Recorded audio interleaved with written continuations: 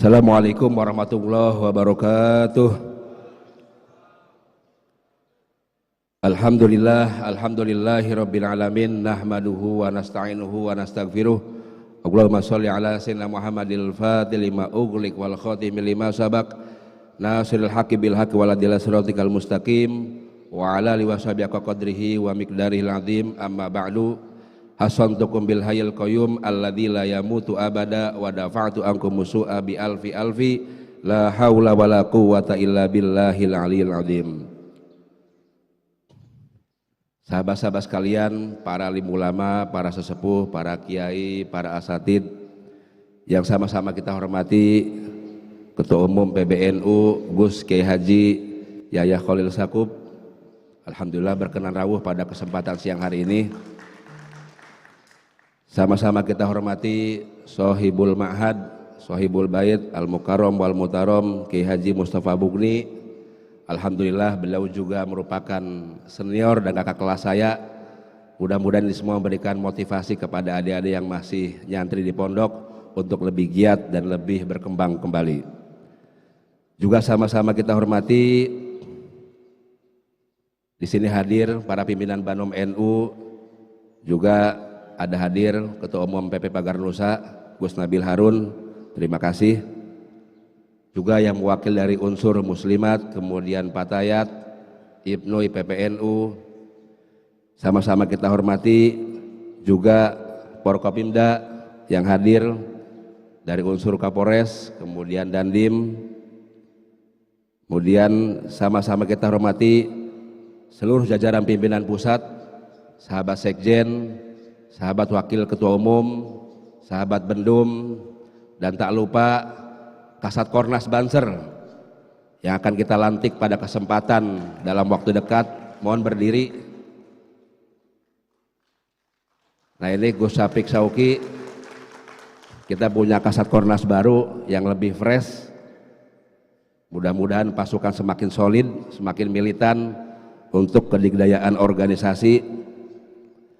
Sama-sama kita hormati juga seluruh para panitia SC maupun OC yang sudah berjibaku dengan kegiatan siang hari ini, juga seluruh peserta PKN Susbanpim dan para pimpinan cabang yang hadir, dan seluruh kader sahabat-sahabat Ansor, Banser Jalul Ansor, juga seluruh para asatid, asatidah, para santri, santriawan, santriawati. Mudah-mudahan pada kesempatan siang hari ini Allah memberikan hidayah, selalu menjaga kita, dan selalu meridhoi apa yang kita lakukan untuk kemajuan NU, agama, bangsa, dan negara. Sahabat-sahabat sekalian, pertemuan kita pada siang hari ini adalah pertemuan yang sangat istimewa sekali. Pembukaan, kemudian kita lanjutkan dengan pendidikan yang luar biasa. Ini PKN, kemudian Susbanpim secara bersamaan. Dan setelah itu kita lanjutkan dengan kegiatan Rakernas pimpinan pusat, dan kemudian kita lanjutkan dengan kegiatan Rakornas seluruh pimpinan PW Ansor, GP Ansor seluruh Indonesia. Mudah-mudahan rangkaian panjang ini akan menjadi energi besar bagi kekuatan, kesolidan Ansor periode hari ini, dan kita semua memiliki mental baja, mental yang kuat untuk menghadapi situasi zaman dalam kondisi apapun, kapanpun, dan terutama khidmat kita kepada PBNU dan pada para kiai kita. Sahabat-sahabat sekalian, perlu saya jelaskan dalam sambutan awal ini bahwa PKN dan Susbanpim yang pertama ini adalah pendidikan pelatihan pertama dalam kepengurusan periode kami, periode kita hari ini. Dan perlu kita ketahui bersama-sama bahwa PKN dan Susbanpim ini adalah pendidikan tertinggi institusi Ansor maupun Banser. Oleh karena itu kekuatan organisasi ini terletak pada sejauh mana kemudian para alumni, kader-kader PKN, kader-kader Susbanpim mampu menjadi mujahid sekaligus mujtahid gerakan pemuda Ansor dan kegiatan-kegiatan Banser ke depannya.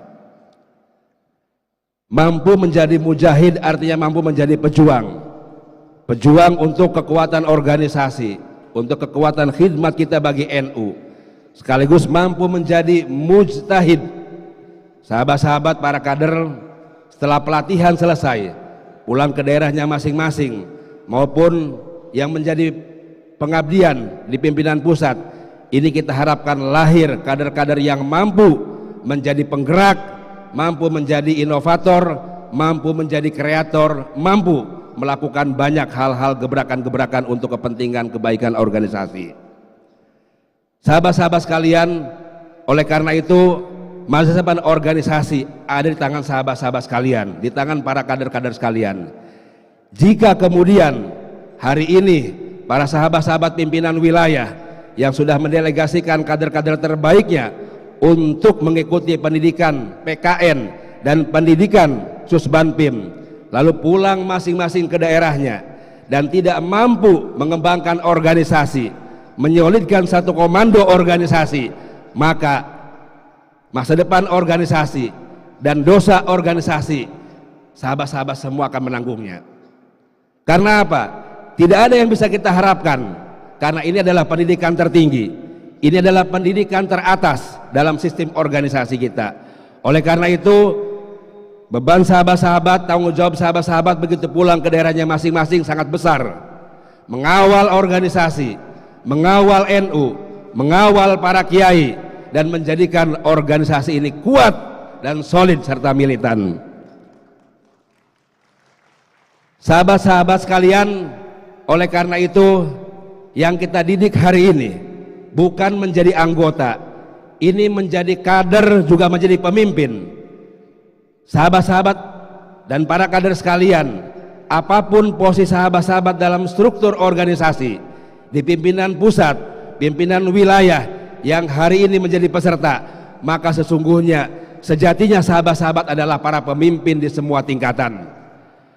Oleh karena itu, bagi seorang pemimpin, seorang kader akan diuji kemampuannya dalam bahasa tubuh kita, batang tubuh.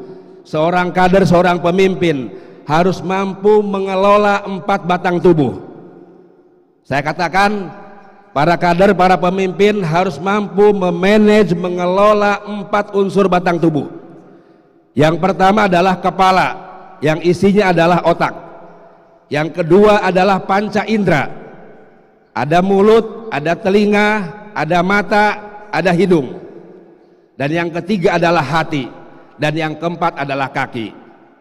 Saya mau jelaskan sahabat-sahabat sekalian, apa yang maksud dengan kepala. Sahabat-sahabat sekalian, begitu pulang, sahabat-sahabat adalah menjadi pemimpin. Oleh karena itu, kekuatan seorang pemimpin harus punya kemampuan-kemampuan strategik di pikirannya. Sahabat-sahabat bukan hanya pintar, yang paling penting di kita adalah selain khidmat adalah kecerdasan. Oleh karena itu, kecerdasan organisasi, melihat situasi perkembangan zaman, melihat keadaan, apa yang harus kita perkuat, apa yang harus kita kembangkan, itu menjadi kekuatan kita. Lakukan, rumuskan langkah-langkah strategik dalam satu komando, satu ikatan organisasi. Itu namanya manajemen isi kepala. Yang kedua, bagi seorang kader, seorang pemimpin, itu kekuatannya adalah mampu mengelola manajemen panca indera kita. Di setiap panca indera kita, telinga ada penyaringnya, mulut ada penyaringnya, hidung ada penyaringnya. Begitupun mata ada alis mata penyaringnya. Maka menjadi seorang kader yang handal, menjadi pemimpin yang handal, tidak boleh asal nerima kemudian menjadi keputusan. Kalau kita mendengar sesuatu, cek and recheck, lihat kembali, cek kembali, betul nggak kejadiannya. Kalau kita kemudian mendengar sesuatu, maka cek kembali, recheck kembali, benar nggak apa yang kita lihat. Kalau kemudian kita mencium sesuatu, cek kembali, recheck kembali. Dan demikian juga mulut kita jaga, asal jangan sembarangan bicara. Inilah kekuatan manajemen panca indera. Siapa yang menguasai dan menata panca inderanya, maka dia akan berhasil dalam kepemimpinannya. Yang ketiga yang mau saya katakan adalah kekuatan hati. Seorang pemimpin harus punya kekuatan hati, menata kepemimpinan hatinya secara baik. Karena apa? Tugas kita dalam mengelola hati ini, pertama, dalam menjalankan organisasi, kita harus punya power. Power itu artinya apa? Power itu artinya energi besar dalam tubuh kita. Kenapa kemudian Soeharto bisa menjadi orang besar? Kenapa kemudian Gus Dur, Pak Karno bisa menjadi orang besar? Karena mereka mampu membangkitkan energi besar dalam dirinya. Dan saya yakin sahabat-sahabat sekalian, kita semua punya raksasa dalam diri kita, namanya the giant within. Kita punya raksasa, maka kemudian bangkitkan raksasa kita untuk kemajuan organisasi kita tercinta. Sahabat-sahabat sekalian, oleh karena itu yang pertama tadi adalah power, yang kedua adalah dalam melangkah kita butuh kecepatan atau speed dalam bertindak, karena kalau kemudian lambat dalam bertindak, kita akan ketinggalan dalam menggapai berbagai momentum kita. Yang ketiga adalah akurasi, tentu ketepatan dalam pengambilan keputusan. Kalau kemudian momentumnya mendukung, umur kita mendukung, situasi mendukung, maka keputusan apapun yang kita lakukan akan menjadi besar. Maka harus bertemu antara kemampuan dengan momentum yang ada. Kemudian berikutnya adalah konsistensi dalam perjuangan. Sahabat-sahabat sekalian, jangan pernah mengeluh, jangan mudah capek, jangan mudah menyerah, bahwa jadikan semua aktivitas kita dalam organisasi sebagai energi besar. Alhamdulillah, saya mungkin pernah mengelilingi seluruh Nusantara, dan semakin kita khidmat di Ansor, semakin kita keliling, justru menjadi energi besar kita untuk keliling kembali, untuk menyapa kembali sahabat-sahabat di seluruh Indonesia. Maka sahabat-sahabat sekalian, dalam menata organisasi Ansor ini, kemudian para komandan Banser, sapalah para anggota-anggota kita, rawatlah mereka semua seperti halnya kita merawat keluarga kita masing-masing. Sahabat-sahabat sekalian, kemudian terakhir adalah momentum, di mana momentum yang kita hadapi harus tepat. Maka jika bertemu antara power, kemudian speed atau kecepatan, kemudian konsistensi dengan momentum, jadilah kemudian barang itu bisa meledak. Oleh karena itu, setiap orang ada momentumnya, setiap umur ada momentumnya, dan setiap momentum ada umurnya. Maka sahabat-sahabat sekalian, untuk membangun energi besar ini, seperti yang sering dikatakan oleh Gus Ketum PBNU, kita harus mampu mengelola 3 energi besar kita dalam hukum kekekalan energi. Yang pertama adalah, kalau Ansor Bansor bergerak, maka siapapun akan takut, siapapun akan gemetar dengan gerakannya. Inilah namanya energi kinetik. Kalau kemudian sahabat-sahabat Ansor punya posisi dimanapun, sahabat-sahabat Banser juga punya posisi dimanapun, sekali mengambil kebijakan dan dengan kebijakannya mampu memberikan maslahat yang sebesar-besarnya bagi NU, bangsa dan negara, itulah namanya energi potensial. Dan kalau kemudian karena jabatannya, kemudian karena kekuatan Ansornya bersatu padu, lalu kemudian mampu menggerakkan dunia ini, itulah namanya energi mekanik. Maka kemudian sahabat-sahabat sekalian, kita kelola 3 energi besar, yaitu energi kinetik, energi potensial, energi mekanik, menjadi energi besar Ansor masa depan. Siap sahabat-sahabat sekalian? Siap sahabat-sahabat Ansor?